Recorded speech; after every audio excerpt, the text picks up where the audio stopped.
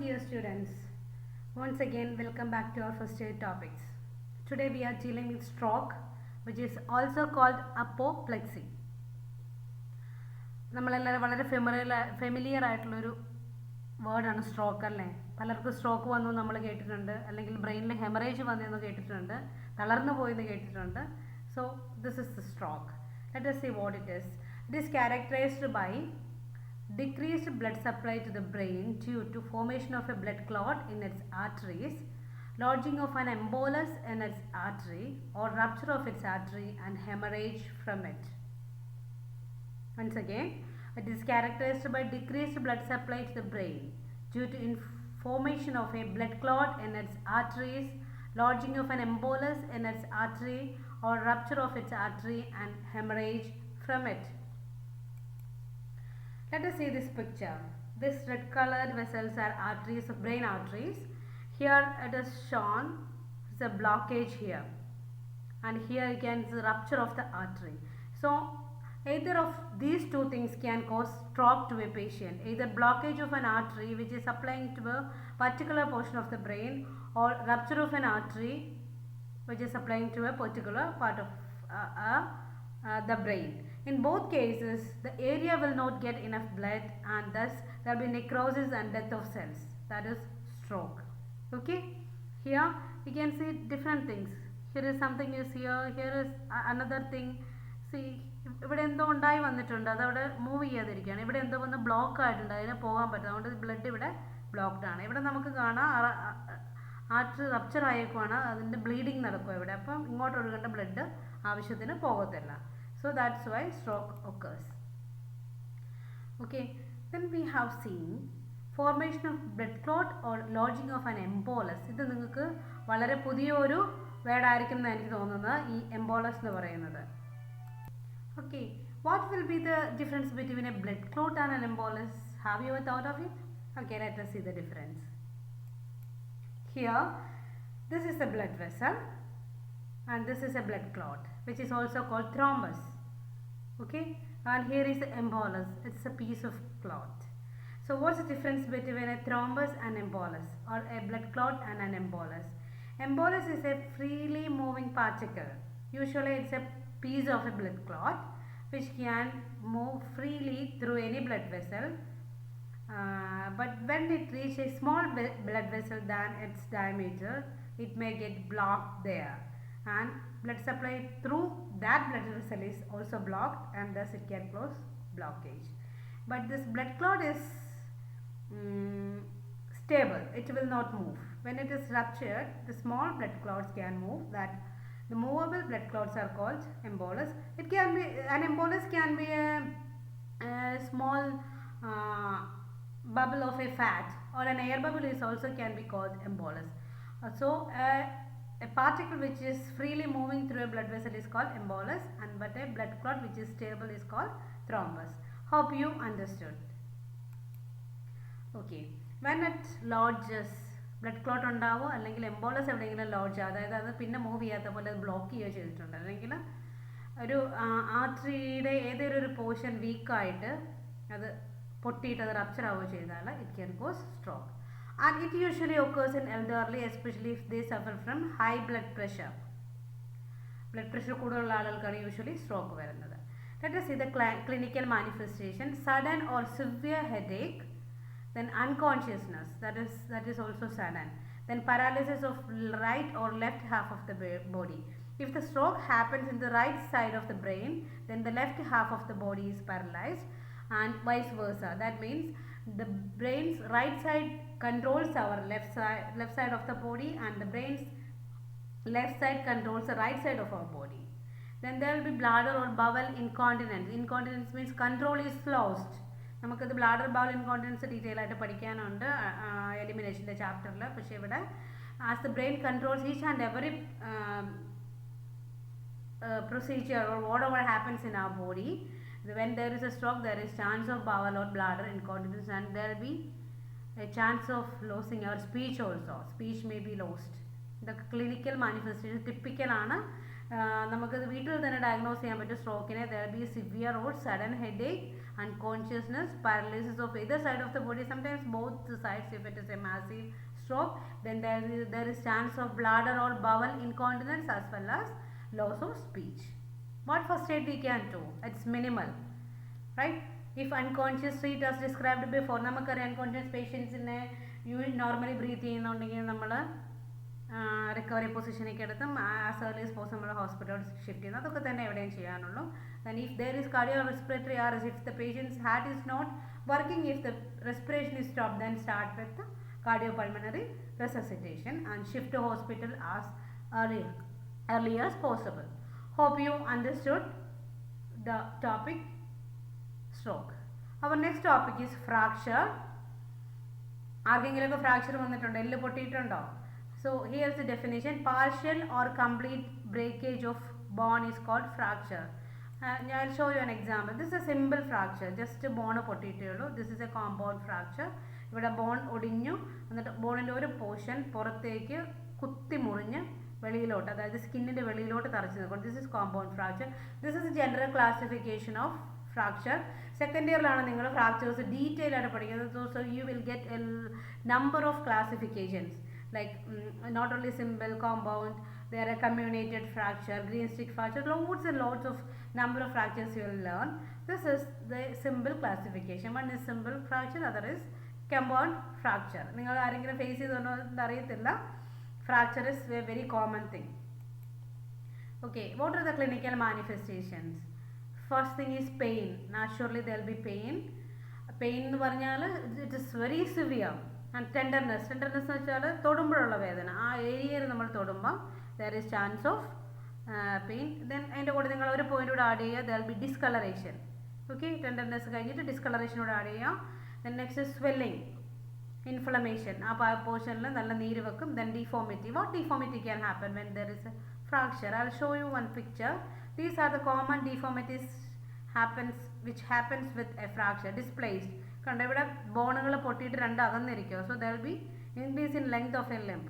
Here see it is angulated, the angle is change. This is shorten, ഒടിഞ്ഞിട്ട് ഇതിങ്ങോട്ട് കയറിയിരിക്കുക. So the length of the limb is reduced.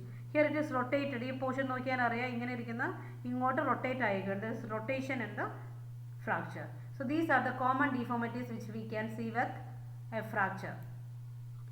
Then crepitus on palpation. Crepitus എന്ന് വെച്ചാൽ ഒരയുന്ന sound, അതായത് brown ഒടിഞ്ഞിട്ട് അത് തമ്മിൽ ഒരയുന്ന സൗണ്ടിനെ നമ്മൾ ക്രെപ്പിറ്റസ് എന്ന് പറയും. ഈ സൗണ്ട് നമുക്ക് പലപ്പോഴും ലങ്സിൽ കേൾക്കാൻ പറ്റും. പിന്നെ വയസ്സായ ആളുകൾക്ക് ജോയിൻസിലെ ലൂബ്രിക്കേഷൻ പോയിട്ട് അവിടെ കേൾക്കാൻ പറ്റും. ഇങ്ങനെ ക്രെപ്പിറ്റസ് പല സ്ഥലങ്ങളിലും നമുക്ക് കേൾക്കാൻ പറ്റുന്നൊരു സൗണ്ടാണ്. പക്ഷേ ഫ്രാക്ചറിൽ when there is a complete fracture, the bones will rub together. That sound is crepitus. Then there will be abnormal mobility at the site of fracture. നമ്മുടെ സാധാരണ ഒരു കൈയുടെ താഴത്തെ ബോണൊക്കെ നമുക്ക് വേറൊരു രീതിയിലും മടക്കാനൊന്നും പറ്റത്തില്ല അല്ലേ? അത് മുട്ടിൻ്റെ അവിടെ മുതൽ കൈ വരെയുള്ള ഒറ്റ സ്ട്രെയിറ്റ് ആയിട്ടിരിക്കണം. അവിടെ നടുവ് ഒടിഞ്ഞിട്ടുണ്ടെങ്കിൽ നമുക്ക് ആ ഭാഗം മടക്കാനും ഒക്കെ പറ്റും. That is abnormal mobility. And there be loss of function. എന്ത് ഫംഗ്ഷനാണോ നമ്മൾ ആ പെർട്ടിക്കുലർ പോർഷൻ കൊണ്ട് ചെയ്തുകൊണ്ട് അത് പിന്നെ ചെയ്യാൻ പറ്റില്ല because of fracture. Okay, what are the first aid?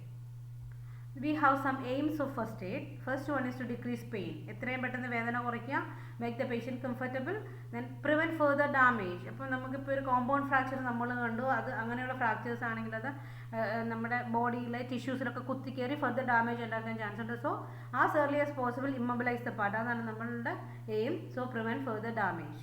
Four preventing further damage, get medical aid at the earliest. എത്രയും പെട്ടെന്ന് നമ്മുടെ പേഷ്യൻറ്റിനെ ഹോസ്പിറ്റലിൽ എത്തിക്കുക.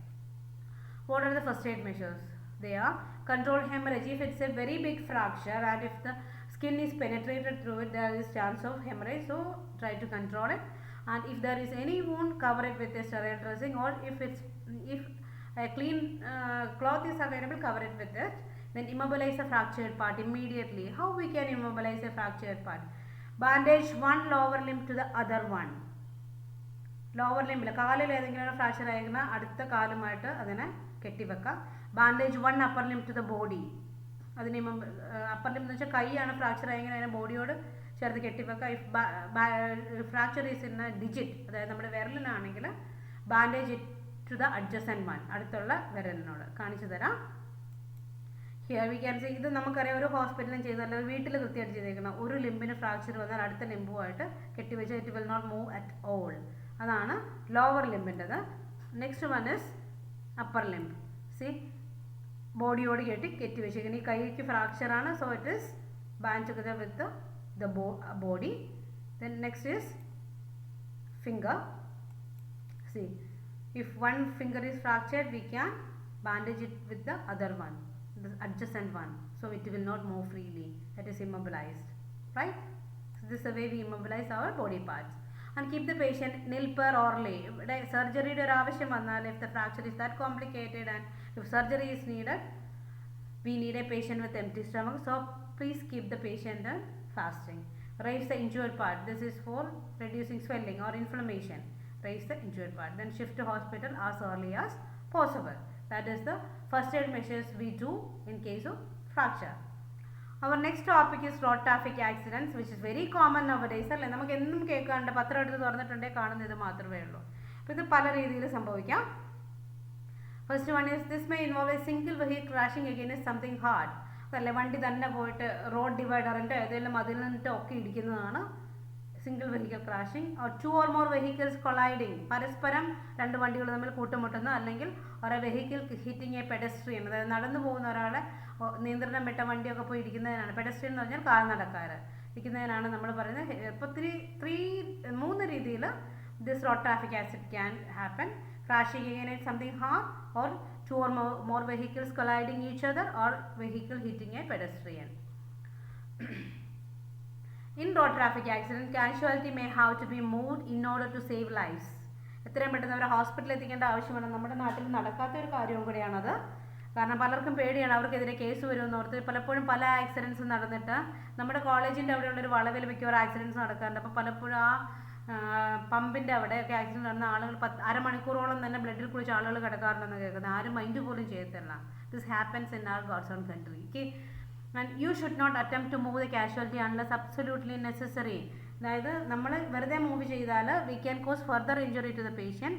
ഇഫ് ഇറ്റ് ഈസ് നെസസറി, അതായത് നമ്മൾ ആ പേഷ്യൻറ്റ് എത്രയും പെട്ടെന്ന് മൂവ് ചെയ്ത് ഹോസ്പിറ്റലിൽ എത്തിച്ചില്ലെങ്കിൽ ആ പേഷ്യൻറ്റിൻ്റെ ലൈഫിന് പ്രശ്നം വരുന്നുണ്ടെങ്കിൽ മാത്രമേ നമ്മളത് ചെയ്യുള്ളൂ. Otherwise wait for the ambulance. അതാണ് ഇവിടെ പറയുന്നത്.